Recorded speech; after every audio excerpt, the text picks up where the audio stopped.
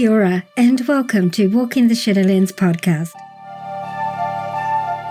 Let me be your guide as we take a walk into the shadowy realms of the unexplained, of the paranormal, of things that go bump in the night and haunt your dreams.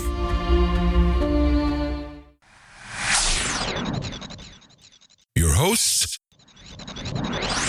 I'm Marianne. Thanks so much for joining us today, tonight, whatever time it is, wherever you're living in this beautiful world of ours. Sit back, relax, and let me be your guide as we walk into the Shadowlands together and see what awaits us there.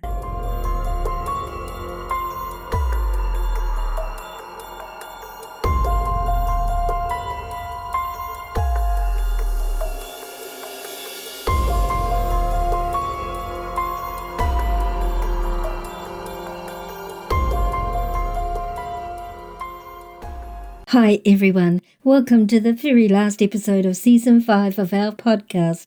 I'll be taking a 4-week break to rest a wee bit and to prepare episodes and line up guests for Season 6.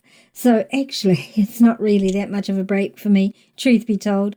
I'm not going to replay any old episodes as you can access all 5 seasons from your favourite free podcasting app anyway, or you can listen to them all from our podcast website, www.walkingtheshadowlands.com. But today, for now, I'd like you all to imagine that you are a wee kid resting in your bed at night when all of a sudden you start hearing noises coming from your bedroom closet. Sounds like any number of horror movie beginnings or that Disney movie Monsters, Inc. But this is no movie, and these are not blue, cute, lovable furry monsters. This is real life. Noises turn into voices telling you to let me out or come and join me. You lay there terrified and traumatized until you start to see a shadowy, snake-like form slithering out from under your closet door that has opened by itself as you watched, terrified. You run crying from your room, your supposed safe haven, and sleep on the couch in the lounge or on the lounge floor. Every night this happens to you. Every night. How would you deal with this? As a child, what would you do? Would you do anything differently? This is my guest dilemma. But the question, as always, is, are you willing to walk with me into this part of the Shadowlands and see what awaits us there? Good. Then let's begin.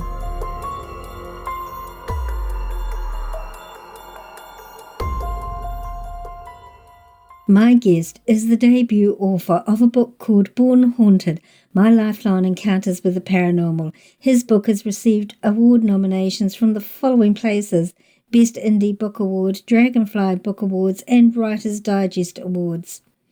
Nate was born and raised in Fort Wayne, Indiana, where he met his wife and still lives today. He has a professional license in medication administration and currently works in the medical field. He's an expert on paranormal phenomena and occult studies and Wicca and witchcraft. His lifelong experiences with the strange and supernatural have brought him great knowledge which he seeks to share with all his readers. When he isn't writing or studying the paranormal and occult, he enjoys playing the guitar, gardening, and spending time outdoors with his young daughter and wife. My guest, Nate Michael.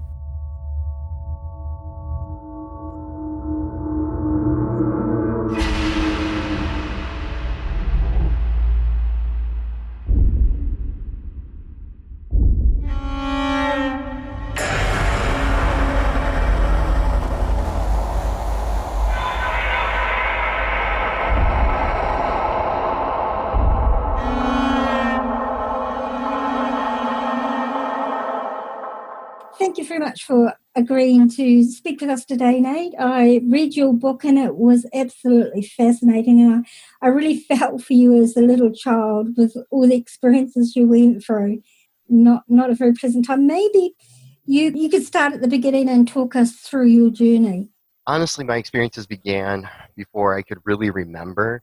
My mother had claimed that when I was an infant, she would have a lot of experiences herself, holding me, rocking me to sleep at night, those kinds of things. She would have premonitions, if you will, or dreams that would later come to be true, and they were usually kind of devastating. They would involve accidents or murders in the local area in our area that did come to fruition. So that's kind of where I guess my my beginning in having these experiences and experiences with the paranormal first started. From what I can remember on, I had a lot of encounters with, I would call them entities, ghosts, spirits, um, beginning around about 4 or 5 years old. That's about the time I can remember. It happened before that, but I can't remember it. Right. So, speaking on what I can remember, it's about 4 or 5 years old when those experiences began.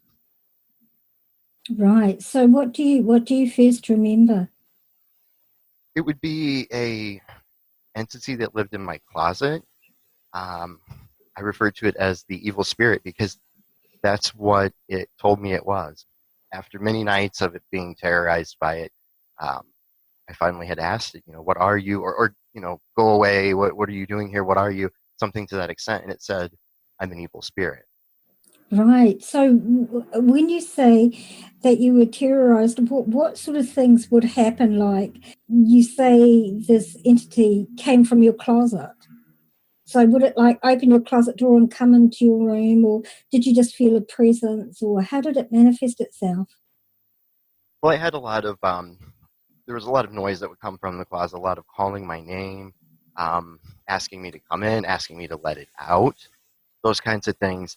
Uh, I would frequently sleep on the couch or the living room floor because I did not want to sleep in my room. And it got so bad that my mother and father took me to my pediatrician at the time and said he won't sleep in his room. He's having a hard time sleeping at night.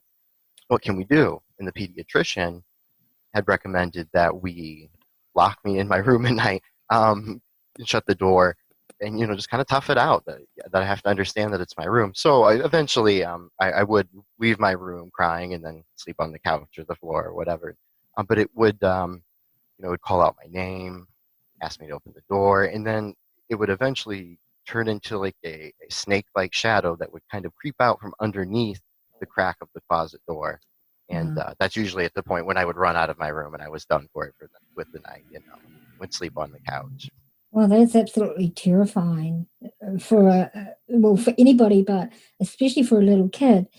And of course, as parents, we don't always appreciate what our children are experiencing. Very often, we think it's just imagination or night terrors, and so we don't always understand what they're going through. So for you, this was obviously a very, very traumatic time. Yes, absolutely. And I have a young daughter myself, so and I try to be as scientific about things before I jump to any other conclusions. So, I it kind of makes you wonder, and it is scary, And are they saying, is that real? Is that really something that they're saying? And having those experiences myself, then I know to be a much more open minded and to not dismiss what children say, that they may be able to see things that we can, or hear things, or whatever. Absolutely. So, what finally transpired that this entity declared what he was to you?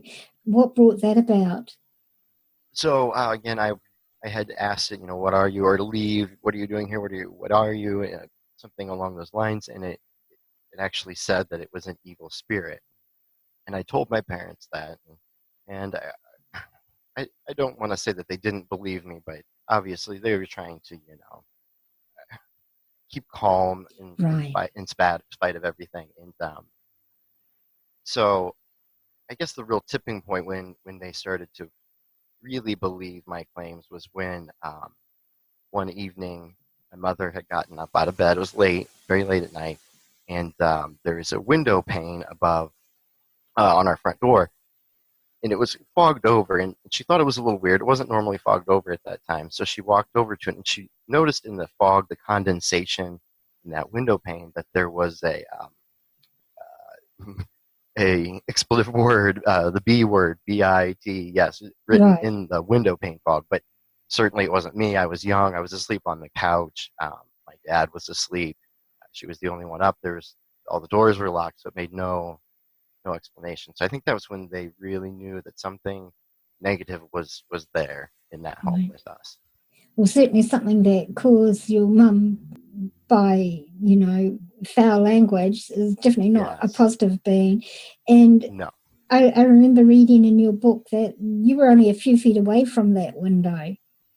Yes, I was. And that was one thing that really terrified my mother was that I was right there. I mean, Yeah, just feet away on the couch, sleeping on the couch because I couldn't sleep in my room yeah, because of what I was saying was the evil spirit that was in my closet. So it was very right. terrifying for her, and I think it really disturbed her. So what happened after that?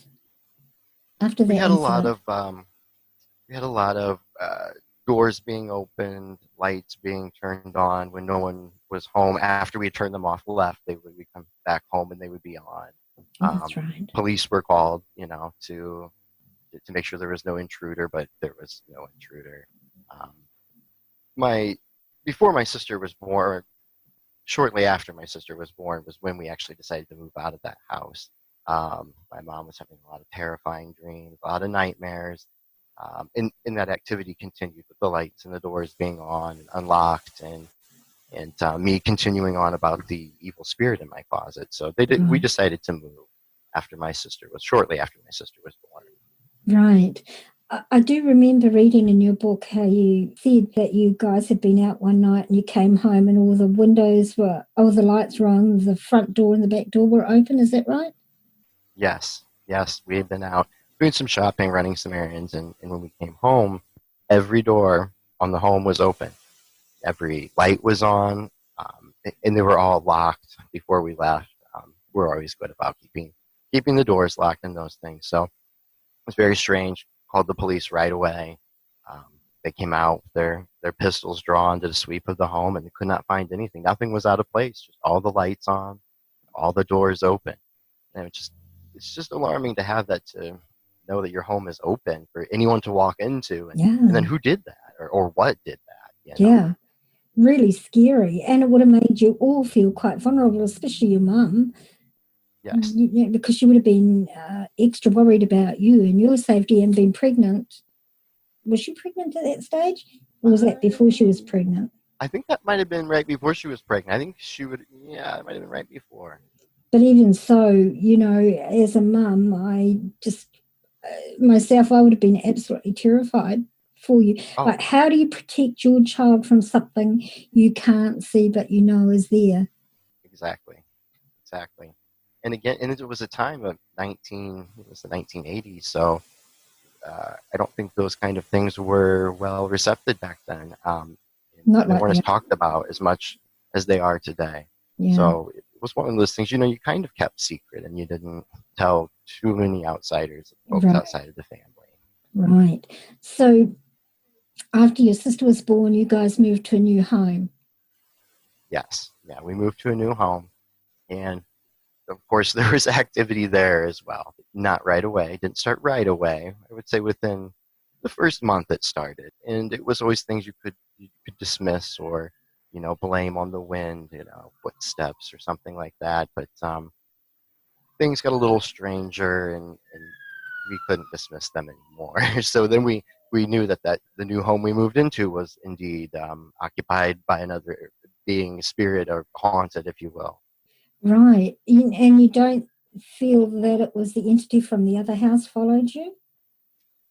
We don't believe that it was.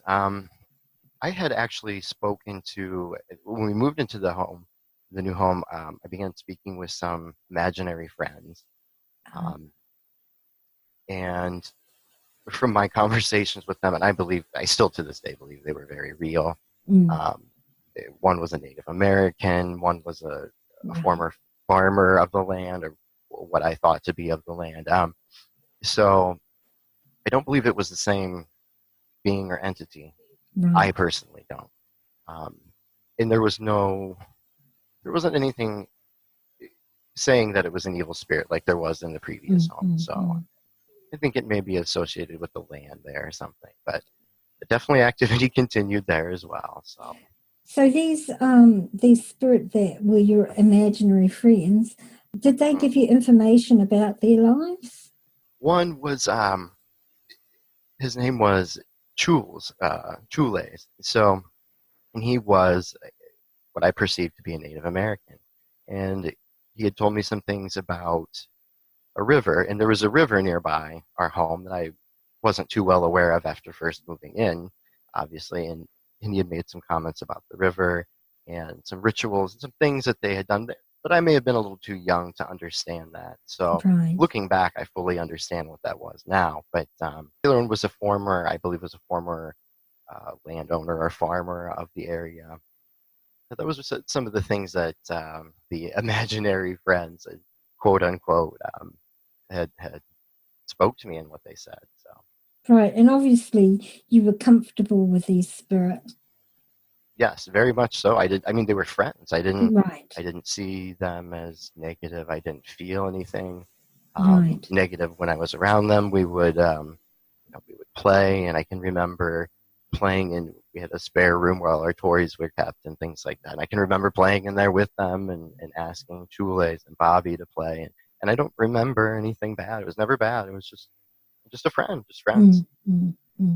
Right. And you would have noticed the difference from your previous experience. You would have known I enough then to think trust your so. feelings.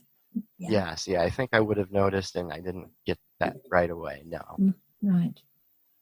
Right. And so how long were you in this house, and did you keep up communication with these spirits for, like, was it years or?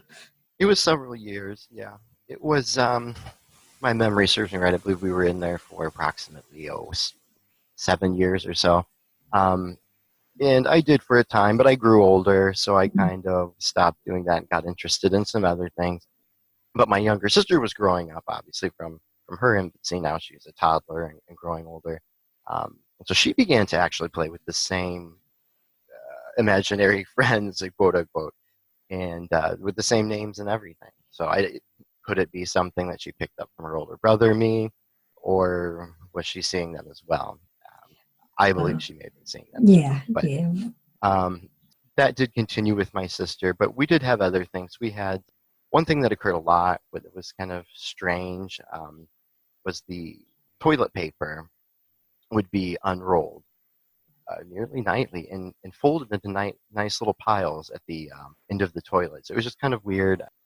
We had a loud bang. It was a door closing real late at night.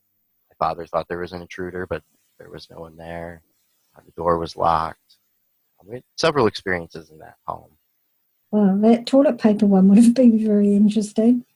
It's different. I'm not sure what to make of it. I don't know what the message was there, or if there was a message, or if it was residual. I'm not really sure what to make of it, but it was interesting. Looking back on it, it was very interesting and kind of funny.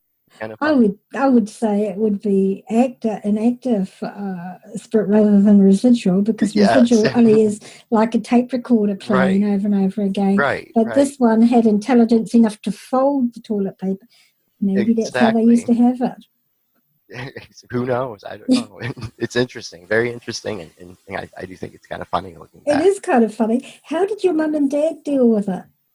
At first, again, they tried to brush things off, and oh, it was probably the kids, or did you guys do this? And then we'd say, oh no, it was our imaginary friends, and they had some experiences, like especially with the door closing that I mentioned, Right. real late at night. Dad got his gun out. He went downstairs and he just couldn't figure it out, and the door was completely locked. And I think that was one point where they kind of knew that, oh boy, there's activity in this home as well. Right. So yeah, a lot of those kind of things. You would hear some voices occasionally, your name being called. So Yeah. I think they began to realize it as well. I mean, the toilet paper was kind of odd and funny, but they had some of their own experiences. And some of those things they haven't even shared with me. So Right. I remember in your book, your father got his gun because he thought somebody had broken the front door down. yes, I mean it was a very loud. It was like the walls shaking. I mean, it felt as if someone Wow. just slammed the door as hard as they possibly could, or kicked it Wow. down, or something of that nature. I mean, it wasn't just a gentle closing of the door. It was Right. extremely forceful to awaken the whole family and automatically assume that the door was just being kicked down or blown down by by some kind of force. Yeah, yeah. Well, that's what you'd assume, wouldn't you? If hearing a noise like that, and to go down Yes, and discover nothing, that must have been very perturbing for your dad. Again, because how do you protect your family against something you can't see? exactly, Yeah. exactly. So, did you ever talk to your parents about your experiences, like as you got older? Did you ever discuss what you guys had experienced together? Yeah. Oh, I mean, we still talk about it today. And I'm very open about it. I know, like my father, he, he doesn't want to always go too deep into things, but he does not deny it. It's something we talk about and something we live through. So it's a big part of our life. Mm, And I don't mm. think that we should dismiss it. I think we should talk about it. It's something that happened when we were growing up, and it's shaped certain aspects of our family and our being. Oh, absolutely. I agree with that. But, I understand that your parents came from a more traditionally religious background, so it must have been Yes, hard for them to deal with this. yes. We actually had called in a clergyman from a local church. We'd been refused by several churches because they said they didn't believe in that. And my family was the traditional modern Christian. Right. So they would also look that way for answers. And it was very confusing for them. It was very confusing for them. Yeah, I can imagine it would be, and scary. Like, yeah, because it didn't fall in their paradigms of belief. So they had to Exactly.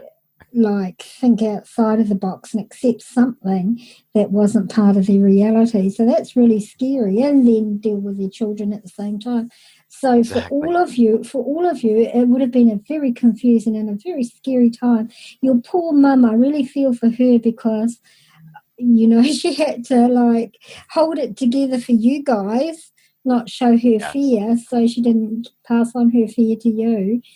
And be in that home, scary, scary stuff. So there you are, you've moved past your first experience, you're onto your second house, and you've got these imaginary friends, which we know aren't imaginary friends. Right. And Right. then what happens from there?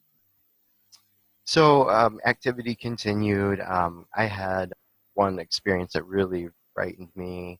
A couple experiences that were very, very frightening to me at the time, and I was younger. So I think too, being at a younger age, you look at things different. So maybe if it happened today, it wouldn't be as frightening to me, or maybe I would approach it differently. I would ask, what's going on instead of being scared and hiding or Right, something.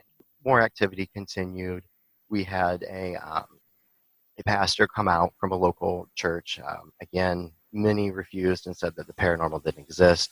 So we found a pastor that actually was what he said was stepping outside his church, because him and his wife had experiences personally. So he uh, came, he did some prayer over the house, blessing of the house, gave us some tips and tricks, if you will, that he had learned. And the activity it didn't stop, but it lessened. right. Um, and then it wasn't too long after that we decided to move. So looking back, I don't know if maybe my parents had called the pastor out knowing we were going to be moving, and didn't want to pass this on to the next person, or Right. feel guilty not disclosing it. So we did move after the pastor came out and things lessened. From there, how long were you guys in that house? We were in that house probably approximately, oh boy, I would say total of over 10 years.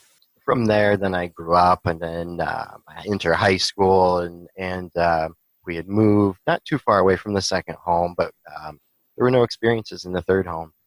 Uh, nothing, nothing to note. Again, entered high school, met my current wife.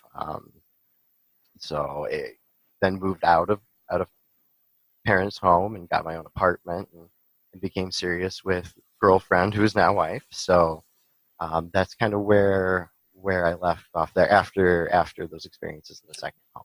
Right.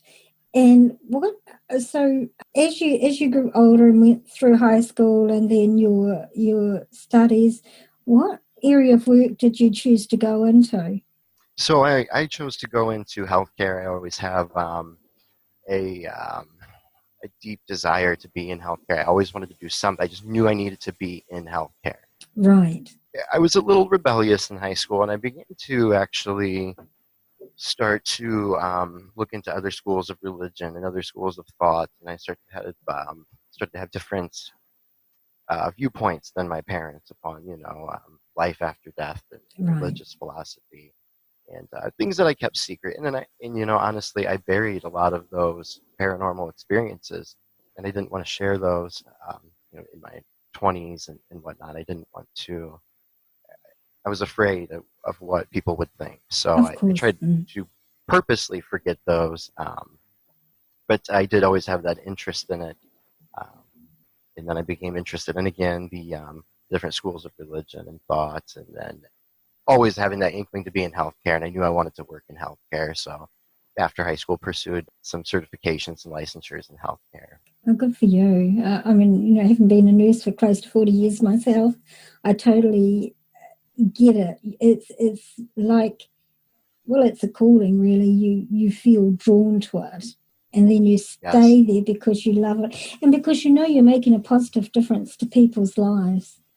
yes, you can see your work right unfolding right in front of your eyes. Yes, I Yeah, agree with you. very satisfying. So then you meet your wife. You got married. Oh no! Before you got married, you moved in together, didn't you? That's Yes, right. we did things a little differently. We moved in before we got married. We moved into a rental home together, and to be honest, she it was skeptical at first. I Right, didn't share my I didn't share much of my paranormal experiences with her right off the bat. right. Didn't want to scare her off, That eh? right, I didn't want to scare her off. I loved her, still do love her. I didn't want her to. I wanted to marry her someday, so I didn't want her to think, "Oh boy, this guy's nuts," and then run away. So I actually did not tell her the paranormal experiences I had right away. That came about after a family gathering. My mother brought it up because we started to have paranormal experiences together. My at the time fiance, um, the rental home we were living in, we were having some things, so some ghostly activity. Didn't you like? Correct me if I'm wrong, but I remember reading in your book, which is really well written, Thank you. that you had trouble finding a place initially, and then you found this place that was really cheap to rent. Yes, we we were looking and looking. We could not find anything within our budget, or if there's something in our budget, it was not as advertised. It was not the Right, pictures that were online. It was much different. So we were having a very hard time, and it seemed as almost that the rental home we ended up signing the lease with, was the last option. It looked like the pictures that were advertised. It was within our budget. Touring it, it was nice. It was decent, and it felt comfortable. But it was that last option, right.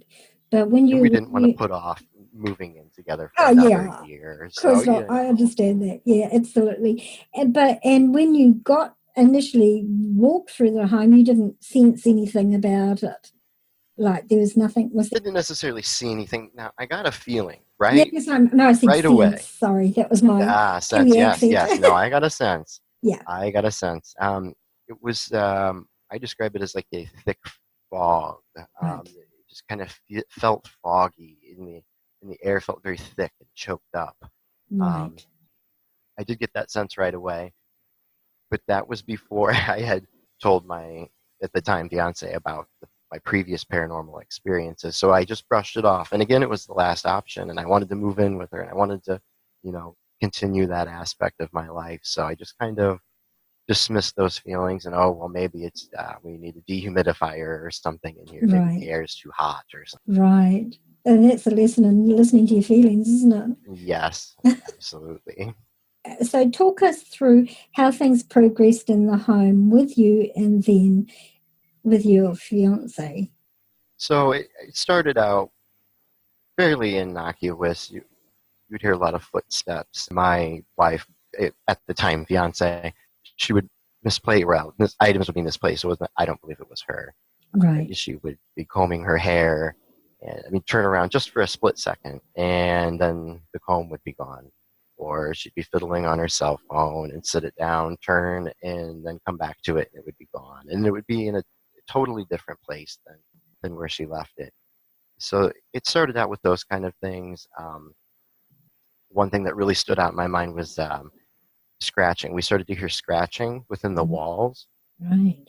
and we had called the landlord out, hoping maybe he could fix it or find a reasoning. And every time he would show up, it would stop nearly as soon as he would pull in the driveway.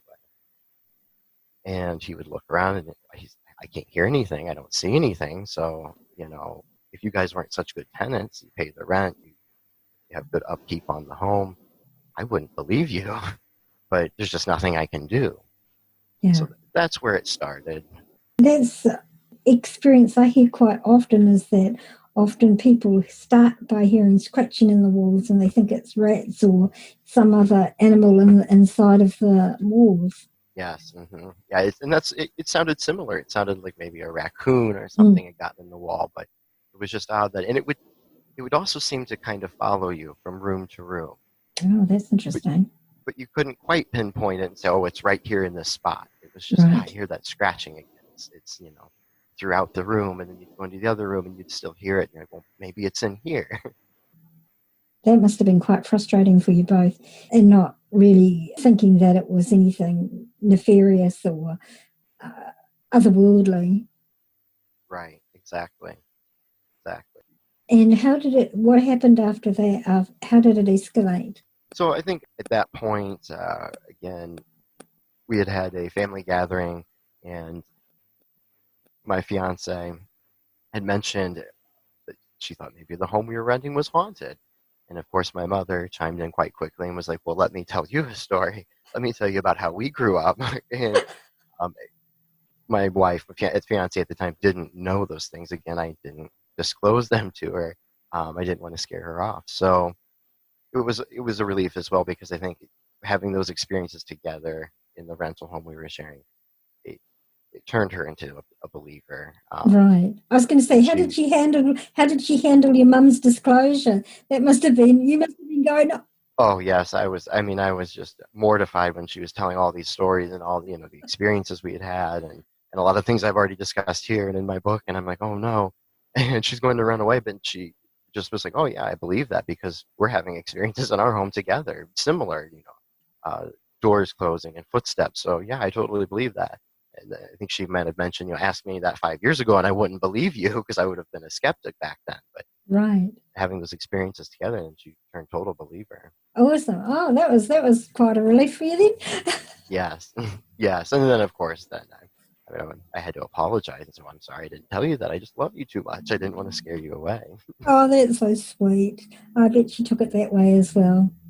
Oh yes. She did it great. She's a great woman. I love her dearly. Oh, so after your mum made this disclosure, did things escalate, or did you just I would become say more aware of them? I think we became more aware of them. I stopped denying, the previous experiences, and I accepted them. So I think we opened our eyes to them and accepted what was going on. So in that sense, yes, it did escalate, and it even affected a visitor I had one time. He came over, and right away he said, Nate, I think this house is haunted. Has anybody died here? I'm like, well, I don't know. So we went down to the basement. We were hanging out in the basement. I was showing him around, and we heard the back door being unlocked and the door handle being fumbled around, and then it opened, and then closed, and then locked, and some footsteps. So we figured, my fiance's home. Footsteps around the house as if she was getting home, walking around. Footsteps into the kitchen. The sink turns on, and my friend and coworker said, I don't want to be in the basement anymore. Let's go up. Let's get out of here. So we run upstairs, and the sink's still running, but there was no one there, and she was not home. So that was one experience that really stood out in my mind. And also, I had that friend and coworker there to verify that I wasn't crazy and this was really happening. How did he react to that when you got up the top and the tap was running? He left. He turned white as a ghost, and I don't know what excuse. I can't quite remember the excuse he made, but it was clearly a made-up excuse. Yeah. And I don't blame him. I understand. And he left, and that was it. He never came back to that home. Wow.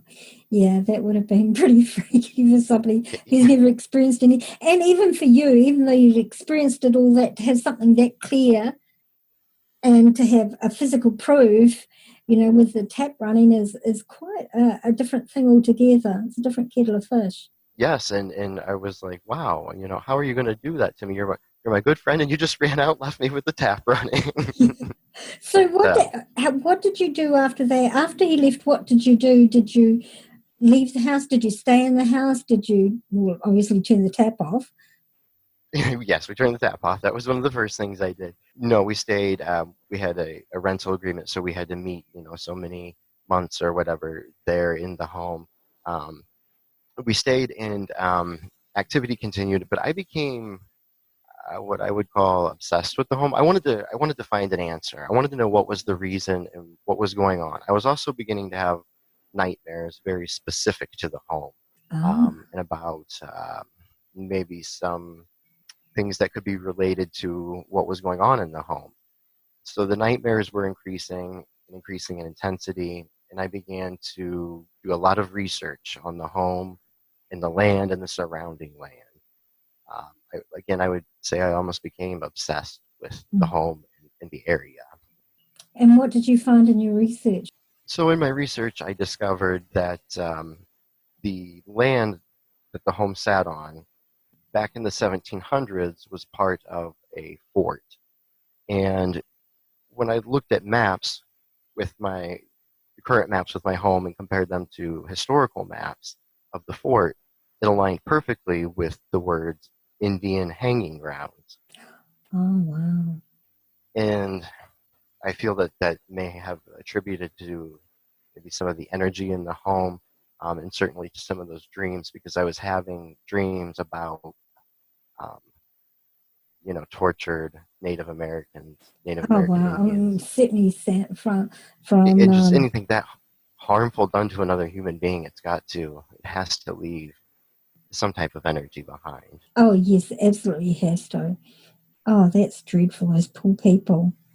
Did you ever try talking to the spirit or spirits? Do you feel there was more than one in your home? I do feel it was more than one. I feel there may have been multiple because, again, in my research, I uncovered that there was a murder that took place in the home. Mm. Um, so I do believe that there were multiple entities, or maybe even something beyond just what was formerly a person. Maybe something I think they refer to as elemental, or Mm. just born Interdimensional. out of pure negativity, or something. So I do believe that. That actually brought a thought to my mind when you talked about the Indian hanging ground that I wonder if it was placed there because of the energies that were in that specific spot. Like if they were drawn to use Yes, that area because, or they were influenced by whether it was an elemental or an interdimensional being, yes, because that's the energy they feed off of. yes, exactly. I wonder the same exact thing. Um, it's interesting, it's fascinating, but it is scary at the same time. Very scary, very scary. So did you ever feel like unsafe? Like were these experiences negative or were they just wanting your attention? No, I feel that it was negative. We had one experience, the, the experience that ultimately led us to leaving the home and breaking the lease and getting out of there. And that was one evening, my fiance was at work, and I was home watching a sports game, and I had a strong desire to go to the basement to get a beverage, which I would have not been kept in the basement normally. But I just knew it was down there, and I needed to go down there and get it. And when I got to the bottom of the stairs, I tripped over and I completely just blacked out. I don't recall falling down or what happened. I blacked out. In the meantime, my fiance finished her shift at work. She had come home, and right away she knew something was wrong with the house. Something was off. It was dark. Normally I would have this light or that light on, and it wasn't on. And she could just sense something. She walked in the home and noticed a light coming from the basement, and she walked down to the basement and saw me sitting there with just a single candle. And she said she knew right away that it wasn't me. She could tell by my facial expression and my color. It just was not me. And she asked something to the extent of, are you okay? What are you doing down here? You're scaring me. And she said my face was beginning to contort and kind of grimace. Um, and she then asked, who the hell are you? Because she knew it wasn't Right. me. And out of my mouth came a voice which wasn't mine. It was in a different accent. It was in a different tone. And it told her not to worry about me, that I would be okay. And its name was evil, and it was destruction. And that ultimately led to us leaving the home. After that occurred, I had woken up several hours later, had a massive headache. I felt nauseous, and my fiance was sitting over me, and I was just, I confused. I didn't know what was going on, and so I said, "Oh, I must have had a bad dream." And she said, "No, honey, I think you were possessed." Wow. Wow. That would have been really scary for her. Did you, prior to that experience, did you find your thoughts changing? Were you having negative thoughts or thoughts of harming or self-harming or anything like that? No, I would say that my demeanor did change slightly, a little more aggressive. Mm-hmm. I wouldn't say necessarily thoughts of harming, but again, I was becoming obsessed with the house and the research, which in that there was a lot of harm and a lot of negativity. Right, right. And having those dreams, and then coupled with the experience of this being speaking through my mouth, I knew it was time to get out of there. I think I was more afraid of that I may begin to experience those Right. thoughts. Right, because to me it kind of feels like a web drawing you in, drawing you in, drawing you in. Yes, Yeah. exactly. So you're probably very smart to get out when you did. And I guess your landlord wasn't particularly surprised that you left. No, he wasn't too surprised. Many folks had been through that Mm. rental home, and they did not stay long. Many folks broke the lease, left without notice. So he wasn't particularly surprised. But on the same hand, I didn't quite bring up, I think there's something going on with this home, because Right. I don't know that he would have fully acknowledged it, even if he was aware of it. Right. So Because it makes them liable, I guess. exactly. Right. And so after you moved out, how did you resolve all of these experiences in your mind? Have you had any since? Not any experiences in my home. Personally, I believe that these type of entities, beings, spirits, whatever you wish to call them, I think they're around all the time. I think they're everywhere. Mm-hmm. They are. And sometimes you may come into contact with them in certain places. So no, I don't have any experience in my home currently, but where my wife works, she works at a bar, and I've had some experiences there. Actually, recently I had an experience with some knocking, and I thought somebody was in the kitchen of the bar, and there was no one there. But no, nothing in my home. Everything has since calmed down. But having those experiences, it definitely led to a greater interest in wanting to do more research and understand the paranormal, and figure out these things, and which led to other research and things in schools of thought, and Right. ideas on Wicca and stuff like that. Right. And so now you're at a place, a space in your life where if you had an experience like that, again, you would know what to do, you'd know how to deal with it, and you wouldn't have the same fear that you had previously. And what I really liked, I mean, your book was really good reading, but what I really liked about it was your end chapter where you talk about things people can do and how they can deal with it. And I think that's really important. And I know for a lot of people, it will make a big difference because, who knows, whomever reads your book might have brought it because they're going through the same sort of things. Exactly. Exactly. And that's what I hope to do. And looking back, I wish I would have had some of these pieces of information. And they're not anything that's, too revolutionary. They're very simple things that you can do, and some ideas to help with those paranormal occurrences. So I wish I would have had those, just a little piece of information, to help me deal with what I was experiencing. Right. And so I guess that you deciding to write this book was part of your healing and letting go process. Yeah. You are absolutely correct. You are absolutely correct. That is absolutely true. Again, it's something I kept secret. I didn't tell many. Uh, I didn't tell nearly anyone. So to get that out, and I wanted to get it out for the whole world. Right. And you're right. And it has. I feel it has healed myself. It made me better and helped put me on the path that I need to be. Right. And now you can put that in perspective of, I was a child, I didn't know any better, I didn't know how to deal with my emotions. Now I'm adult, I can look back and, Exactly. do you feel that spirit that said that they were an evil spirit was actually an evil spirit, or do you think they were just a nasty, nasty human spirit who wanted to scare you because you were a little kid and he could? Looking back, honestly, I think it may have been someone who just wanted to really scare me just because they could. I don't know that it was Yeah. truly evil, because all it really said was, it just said it was evil. Yeah. And it wrote foul language and things like that. But other than that, all it could do was get to me through fear.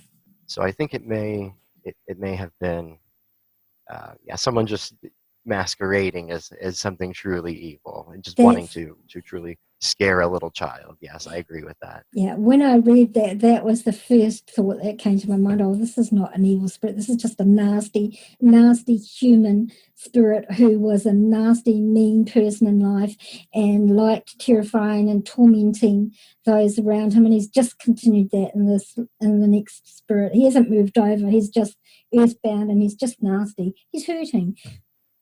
It's been my experience that spirit like that, I like that because they're generally hurting. They're in pain of some description. Yes, that makes sense. Yeah. And I guess looking back, having the perspective and the knowledge that you have now, while it doesn't ease the fears you had at that time, you understand it a little bit more with an adult's perspective.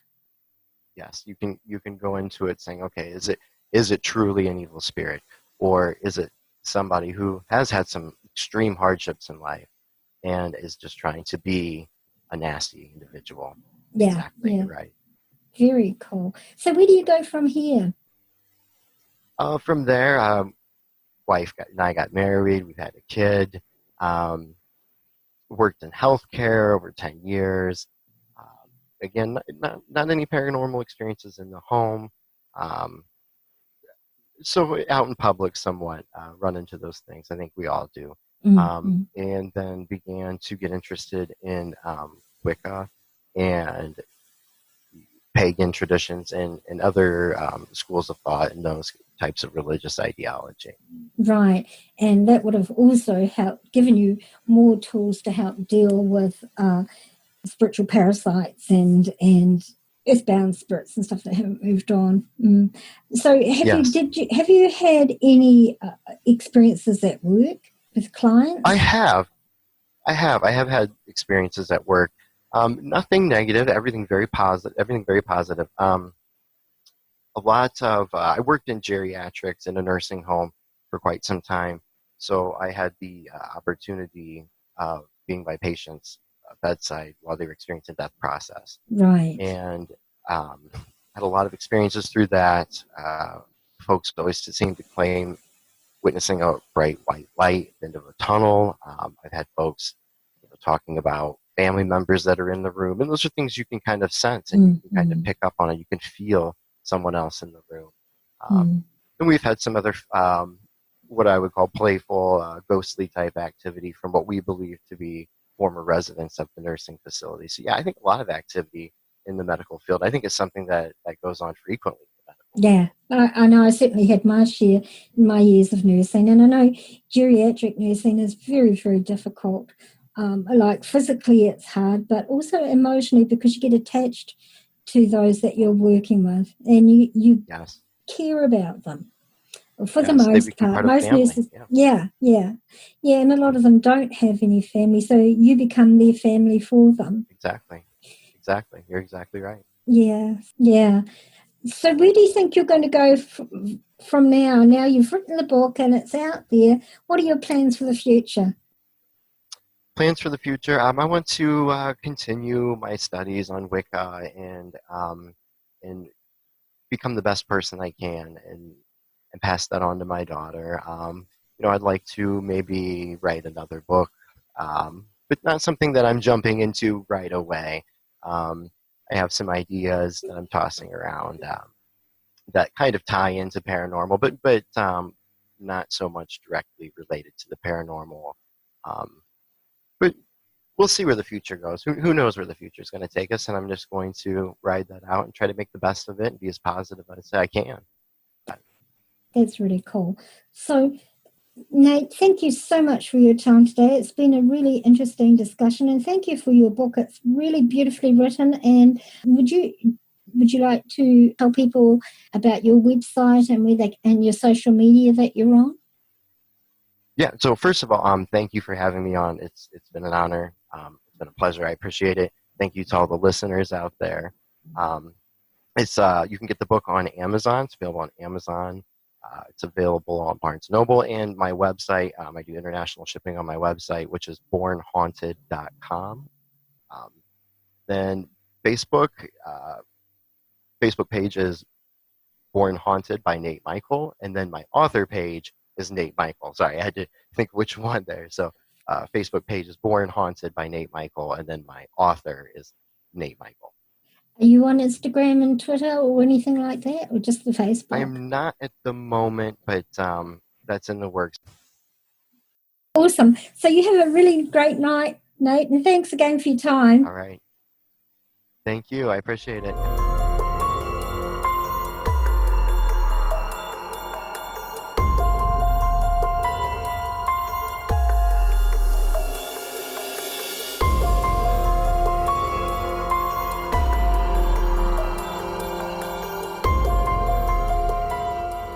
I can't even begin to imagine how terrifying it must have been for Nate as a child growing up, terrorized by unknown entities. How would you even begin to process that as a child, even as an adult?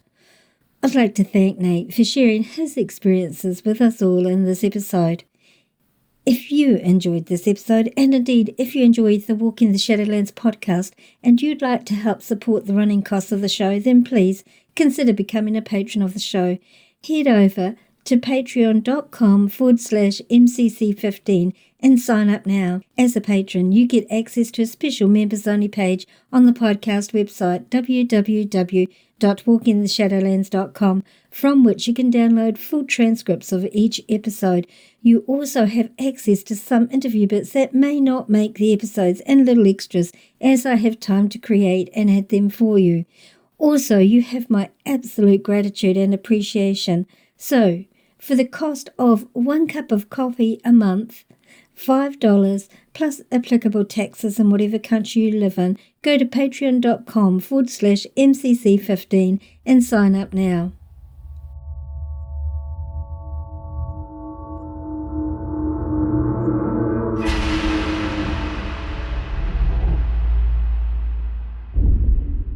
Today's creepy bumper music is called Insidiously Wicked from Cinema. If you have any suggestions for topics you might like me to cover in upcoming seasons and episodes, then please don't hesitate to contact me. Or if any of you have any questions, suggestions, or any comments you'd like to make, or experiences that you might like to share with myself or my audience, or if you feel you might be a good fit as a guest on my podcast, then just email me at shadowlands@yahoo.com or check out the Be a Guest page on the podcast website. Check out our Facebook page, Walking the Shadowlands, our Instagram feed of the same name, and our Twitter feed at Shadowlands10. Like and follow for hints on our upcoming episodes. If you enjoyed this episode, then please leave a positive rating and don't be shy to leave a written review on your chosen podcasting platform. or on the podcast Facebook page, Walking the Shadowlands. And of course, so you don't miss out on any episode, make sure you subscribe on your favourite podcasting platform. This podcast is available on all free podcasting platforms and iHeartRadio as well. Also, if you have Alexa, simply say these 4 words: open Walking the Shadowlands, and Alexa will play our latest episode for you. If you don't have a smartphone, then you can listen to the episodes from the podcast website, www.walkingtheshadowlands.com. For those hearing impaired, there's a full written transcript of each episode on the website, so you don't miss out at all. Tell your friends, tell your family, tell your workmates about our show. Encourage them to listen and to subscribe also. The more, the merrier.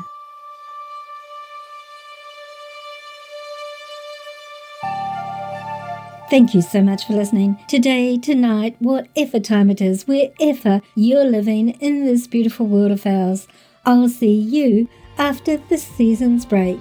See you then.